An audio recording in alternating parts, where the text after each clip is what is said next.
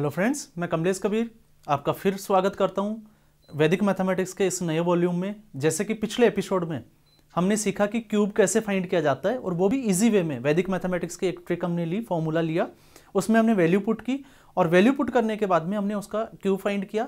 तो हम जब वैदिक मैथमेटिक्स के कोई फॉर्मूला यूज़ करते हैं तो फिर हम लॉन्ग मेथड से बच जाते हैं और मैथमेटिक्स हमारे लिए ईजी हो जाती है। इस एपिसोड में हम सीखेंगे कि जो हमने क्यूब फाइंड करना जो हमने सीखा उसका क्यूब रूट, अगर हम इसको अपोजिट कर दें कि क्यूब रूट कैसे फाइंड किया जाता है, तो क्या उतनी आसानी से जैसे हमने स्क्वायर रूट का एक एपिसोड बनाया था कि स्क्वायर रूट में भी हमने यूनिट प्लेस के नंबर लिए थे और यूनिट प्लेस नंबर से हमने स्क्वायर रूट फाइंड करके देखा और हम आसानी से जो है वो स्क्वायर रूट फाइंड कर पा रहे हैं।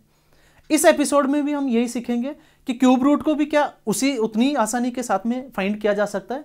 तो अब हम सीधा, आपको ज़्यादा टाइम नहीं लेते हुए, सीधा मैं आपको स्क्रीन के ऊपर लेके जा रहा हूं, बोर्ड के ऊपर, और वहां पे हम सीखते हैं कि स्क्वायर रूट कैसे फाइंड किया जाता है। तो फ्रेंड्स, सबसे पहले हम बात करते हैं यूनिट प्लेस नंबर्स की। जैसे हम स्क्वायर रूट की बात कर रहे थे तो वहां पे उस एपिसोड में भी हमने सीखा था कि यूनिट प्लेस नंबर्स है उनका हम स्क्वायर रूट कैसे फाइंड करते हैं। ये भी ठीक वैसे ही थोड़ा सा मेथड हमें समझना होगा। तो जब हम यूनिट प्लेस नंबर्स की बात करते हैं तो हमें पता होना चाहिए कि कौन से नंबर पे अगर कोई नंबर आता है तो उसका क्यूब रूट क्या होता है। जैसे हम स्क्वायर रूट में फाइंड करके आ चुके हैं, तो यहाँ पे 0, तो 0 का जो क्यूब रूट जो होगा वो होगा 0। लेकिन अब कंडीशन आपने वहां पे देखा था 00 स्क्वायर रूट वाले फॉर्मूले में, लेकिन यहाँ पे अब ऑड नंबर्स में जो पेयर बनेगा वो ऑड नंबर्स में बनेगा, या तो ये 30 होंगे या तो 60 होंगे। और वही क्यूब रूट फाइंड कर रहे हैं तो 3 से डिवाइड कर देंगे। दैट मीन्स हम कह सकते हैं कि 000 अगर है तो उसका जो क्यूब रूट होगा वो होगा 0। उसके बाद में अगर 6 टाइम्स 0 है तो फिर 00 आएगा, अगर 5 टाइम्स है तो वो कंप्लीट क्यूब उसका भी नहीं होगा, फिर वो भी कहीं ना कहीं डेसिमल नंबर्स में आते हैं। बट क्यूब और क्यूब रूट में डेसिमल्स के जो ज्यादा क्वेश्चन है वो पूछे भी नहीं जाते हैं। उसके बाद में हम बात करते हैं 1। तो यहाँ पे 1 का जो यूनिट प्लेस पे अगर 1 हमें दिखाई देता है या 1 लिखा हुआ है तो उसका क्यूब रूट 1 ही होगा। तो 1 के लिए हमने 1 को रिजर्व कर दिया। फिर उसके बाद में 2, अगर यूनिट प्लेस नंबर पे 2 है तो यहां पे इसका जो क्यूब रूट होगा वो 8 होगा। तो 2 का अपोजिट यहां पे हमने 8 लेना है, क्योंकि 8 का क्यूब होता है 512। ये मैं इसलिए ऐसे आपको समझा देता हूं एक बार। अगर 8 का क्यूब करते हैं तो 512 आता है, तो 2 जो है वो इसका यूनिट नंबर हो गया, इसलिए मैंने यहां पे लिया है 2। अगर यूनिट नंबर पे आ गया तो हमने इसका क्यूब रूट क्या फाइंड करना है, 8। उसके बाद में 3, तो 3 4 3 से हमने देखा 7, तो 3 का हो गया 7। फिर उसके बाद में 4, तो 4 के लिए 64 था, तो यहां पे 64 का यूनिट नंबर 4 होता है, इसलिए 4 का 4 होगा। 5 के लिए हमने 5 को ही रिजर्व किया, तो 5 अगर यूनिट प्लेस पे है तो उसका क्यूब रूट फाइंड करना है, तो फिर हमने 5 ही लिखना है। उसके बाद में हम थोड़ा आगे चलते हैं, 6, तो 6 के लिए हमने 6 ही रखना है, क्योंकि 6 का 216, तो उसका यूनिट नंबर 6 होता है और 6 का वो क्यूब होता है, इसलिए हमने 6 लिया। 7 का देखो हमने यहाँ पे 3 का 7 किया था, तो यहाँ पे 7 का जो है वो 3 हो जाएगा, क्योंकि 3 का क्यूब करते हैं तो 27, तो यहाँ पे यूनिट नंबर मिलता है हमें 7, इसलिए 7 का 3। ठीक ऐसे ही 8 का अपोजिट अगर हम देखें तो ऑलरेडी हम ले चुके हैं, 2 का अपोजिट 8 है, तो 8 का अपोजिट क्या हो जाएगा, 2। और उसके बाद में 9, तो 9 का 7 to 9, तो ये इसका 9 का 9 ही रह जाएगा। तो हमें ज्यादा याद नहीं रखने, 2 और 3 को समझने की जरूरत है, बाकी एज इट इज है। 1 का 1 होगा, 4 के लिए 4 रहेगा, 5 के लिए 5 रहेगा, 6 के लिए 6 रहेगा, 9 के लिए 9 रहेगा। लेकिन 2 का 8 होगा तो 8 के लिए 2 हो जाएगा, 3 के लिए 7 है तो 7 के लिए 3 हो जाएगा।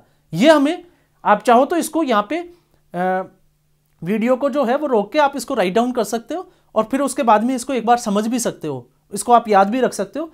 2 और 3 को हमें याद रखना है, बाकी एज इट इज रखना है। अब हम इसको कैसे फॉर्मूले में या कैसे हम इससे क्यूब रूट फाइंड करते हैं वो भी हम थोड़ा सा अब आगे बढ़ते हैं और वो भी सीख लेते हैं।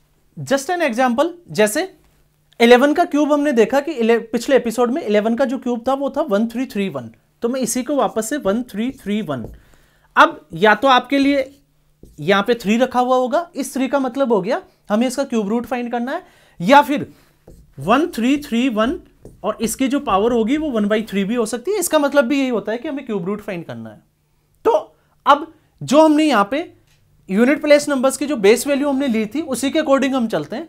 तो देखो 1 के लिए हमने लिया था 1, तो हमने यहां पे यूनिट प्लेस नंबर 1 है और 1 का क्यूब रूट 1 ही होता है, हमने ऑलरेडी उस लिस्ट में समझ चुके हैं। अब स्क्वायर रूट में हमने देखा था कि स्क्वायर रूट में हमने 3 को यहाँ पे ड्रॉप किया था, तो क्यूब रूट में हमें क्या करना है, आगे वाले दोनों नंबर को ही ड्रॉप कर देना है। तो यहाँ पे 3 और 3 का हमारे लिए कोई इंपॉर्टेंस नहीं है। उसके बाद में आता है 1, तो यहाँ पे अब है 1, तो 1 का आप देखो कंप्लीट क्यूब कौन सा हुआ, 1 के लिए 1 ही होता है, क्योंकि 2 का 8 होता है, तो यहाँ पे 1 के लिए क्यूब रूट में 1 ही जाएंगे, तो यहाँ पे 1 का 1 होता है, इसलिए इसका आंसर हो गया 11। तो ये स्क्वायर रूट से भी बहुत ज़्यादा इजी हो जाता है, क्योंकि उसमें हमारे पास जो है आंसर जब हम फाइंड करते हैं तो 2 नंबर मिल जाते हैं, फिर उनको जस्टिफाई करना पड़ता है। ठीक ऐसे ही जैसे आगे चलते हैं 1728, तो 1728 का हमने क्यूब रूट फाइंड करना है। तो ठीक ऐसे ही जैसे अब आपको लग गया होगा 8 का जो होता है वो 2 होता है, तो हमने यहाँ पे 2 को राइट डाउन कर दिया। इसके बाद में इसको भी हमने छोड़ देना, इसको भी हमने छोड़ देना, तो यहाँ पे लिखा हुआ है 1, तो 1 का क्यूब रूट में यहाँ पे 1, क्योंकि कंप्लीट क्यूब में 1 होता है। और अगर ये जैसे मान लो 8 या 9 होता तो 9 का फिर 8 का हम 2 लिखते, और अगर 9 होता तो भी हम 8 ही रखते, क्योंकि 9 से पहले 8 ही आता है, और फिर उसके बाद में 27, तो ये हम जस्टिफाई कर सकते हैं उनसे, तो इसका आंसर हो गया 12।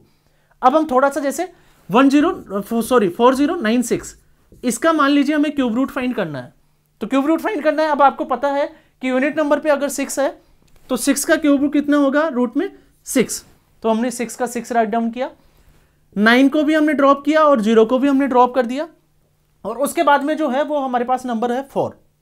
तो 4 से पहले देखो 4 जो है वो क्यूब में नहीं आता, क्योंकि 2 का 8 होता है, तो 4 से पहले कंप्लीट क्यूब में कौन सा आएगा, 1, और 1 का क्यूब रूट कितना होगा, 1, इसलिए इसका आंसर हो गया 16। तो अब हम यहां से समझ सकते हैं कि क्यूब रूट जो है वो कितना इजी वे में हम फाइंड कर सकते हैं।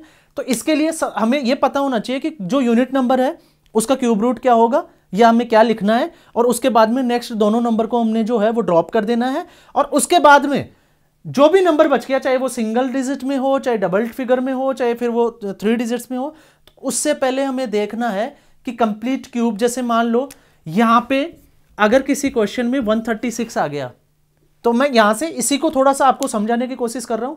यहां 4 के बजाय मान लीजिए 136 हो गया, वैसे ये एग्जैक्ट नंबर नहीं है क्योंकि कंप्लीट क्यूब है नहीं, तो 136 अगर यहां पे आ जाता है तो फिर हमें क्या करना है, तो 136 से हमें यह पता होना चाहिए कि इससे पहले कंप्लीट क्यूब कौन सा है, तो कंप्लीट क्यूब है 125, और उसका क्यूब रूट कितना है, 5। तो फिर हम यहां पे जो है वो 1 की जगह वैल्यू क्या पुट करते, 5। ठीक ऐसे ही मान लो यहां पे 136 के बजाय अगर देखो 730 लिखा हुआ आ गया या 755 लिखा हुआ आ गया, तो आपको पता है कि इससे पहले जो है वो 729 है कंप्लीट क्यूब, तो उससे जस्ट पहले वाला 729 है, तो 729 किसका है, तो वो आपको पता है 9। तो फिर यहां पे हम 1 के बजाय में वैल्यू क्या पुट करेंगे, 9। तो यहां पे हमें कंफ्यूजन नहीं होगा। क्यों नहीं होगा, क्योंकि इसका एक ही आंसर निकल के आता है, और जो आंसर निकल के आता है वो हमारा राइट आंसर होता है, तो यहां पे हमें ज्यादा कंफ्यूजन में जाने की जरूरत भी नहीं है। तो ये जो फॉर्मूला है ये हमारे स्क्वायर रूट से भी बहुत इजी हो जाता है, जबकि लोगों को क्यूब रूट अगर फाइंड करना होता है तो फिर वो फैक्टराइज मेथड में जाते हैं, और फिर उसके बाद में 3 नंबर्स के पेयर बनाते हैं, और उसके बाद में मल्टीप्लाई करके उसका आंसर निकालते हैं। तो उससे अच्छा है कि हम उसमें लॉन्ग मेथड में जाने से बचे, मिस्टेक होने के चांसेस वहां पे ज्यादा रहते हैं। और कॉम्पिटिटिव एग्जाम्स में भी यही होता है कि हमें देखते ही उसका पता लगना चाहिए। तो अगर हम देखें क्यूब में, तो क्यूब में अगर 4 ऑप्शन हमें दिए हुए हैं, तो 4 ऑप्शन में अगर मान लीजिए एक जैसे 1331 का हमने क्यूब का रूट फाइंड करना था, और एक ही ऑप्शन का जो यूनिट नंबर है वो 1 लिखा हुआ है, बाकी जैसे 2 लिखा हुआ है, जैसे 4 ऑप्शन दे दिए। अगर हम इसी की बात करें तो 4 ऑप्शन दे दिए, ए जो है उसका है 11, फिर बी में जो है वो 12 दे दिया, सी पे जो है वो 13 दे दिया, और डी पे जो है वो 14 दे दिया। तो ये 4 ऑप्शन हमारे सामने है, और हमें फाइंड रूट क्यूब रूट किसका फाइंड करना है, 1331 का। तो आपको पता है कि 1 का जो है वो 1 होता है, तो इसका मतलब इसका राइट आंसर क्या होगा, 11। आपको कहीं भी जो है वो क्वेश्चन को सोल्व करने की जरूरत नहीं है। तो फ्रेंड्स ये हो गया हमारा क्यूब रूट फाइंड करने का सबसे आसान और इजी तरीका। तो आप इसके लिए भी जो पिछले एपिसोड में हमने क्यूब फाइंड करना सीखा था, उसमें से आप अगर आपको नोटबुक में अगर प्रैक्टिस की है, तो आप उसमें से जो है वो 20-30 वही आप क्यूब जो है वो फाइंड करने के बाद में आप उसकी वैल्यू को राइट डाउन करें, और उसके बाद में क्यूब रूट जो है वो उसके निकाल के और मैच करके देखें कि क्या हमारा जो आंसर है वो सही आ रहा है। अगर सही नहीं आ रहा है तो आप क्यूब निकालना भी सीख ले पिछले एपिसोड में जाके, जो जहाँ पे हमने क्यूब फाइंड करना सीखा था, a क्यूब 3a² 3ab² और b क्यूब वाले फॉर्मूले से, और उसके बाद में इसकी वापस से जो है वो प्रैक्टिस करें। तो फ्रेंड्स आज के एपिसोड में बस इतना ही, और मैं उम्मीद करूंगा कि ये एपिसोड भी आपको बहुत पसंद आया होगा, क्योंकि हम इसमें जितने भी जो लॉन्ग जो हमारी कैलकुलेशंस थी उसको हमने बिल्कुल शॉर्ट कर दिया। और अगर आपको इससे रिलेटेड भी कोई प्रॉब्लम्स आती है या आपके कोई सुझाव है तो फिर मैं आपसे दोहराना चाहूँगा कि आप कमेंट बॉक्स में जाएं और कमेंट करना बिल्कुल नहीं भूलें, क्योंकि वहाँ पे आपके सजेस्ट से ही हम ये समझ पाएंगे कि हमें जो है वो और कौन कौन से फॉर्मूले सीखने चाहिए या मैथमेटिक्स में हमें कहाँ कहाँ प्रॉब्लम आती है, ताकि हम वैदिक मैथमेटिक्स से वहाँ पे हेल्प ले सकें।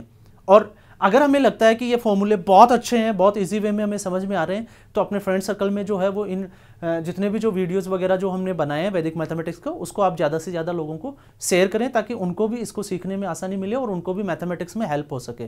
तो फ्रेंड्स, बस आज के एपिसोड में इतना ही। प्रैक्टिस पे आप बने रहिए, क्योंकि practice make a man perfect. और आप मुझे दे इजाज़त। धन्यवाद।